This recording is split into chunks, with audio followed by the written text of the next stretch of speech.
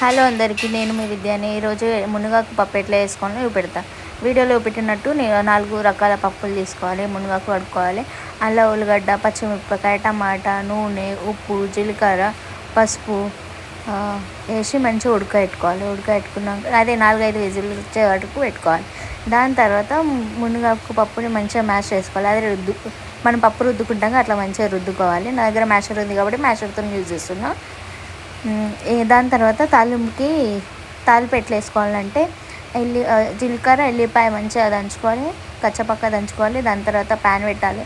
Gas పైన నెయ్యి వేసి ఆవాలు, జీలకర్ర, ఇంగువ, కడుపత్త, మళ్ళీ దీనికి ఏమంటాం మనం దంచుకున్న ఎల్లిపాయ ఇంకా జీలకర్ర వేసేసి మంచిగా గోల్డ్ కలర్ వచ్చిందాక మంచిగా ఫ్రై చేసుకున్నాక దాని తర్వాత పప్పులో మనం తలిపేసుకోవాలి. దాని చొప్పతి మనం పాపడాలన్నా తినొచ్చు, అన్నంతో మంచిగా నంచుకోవడానికి మంచిగా ఉంటుంది పాపడాలు. ఇంకా ఏమేమి రెసిపీ కావాలో నాకు చెప్పండి, కమెంట్ చేయండి. నేను ఇంకా వేరే వీడియోస్ మీకోసం చేసి పెడతా. అట్లానే నా ఛానల్కి లైక్ ఇంకా షేర్ చేసుకోండి. Tata, bye, thank you.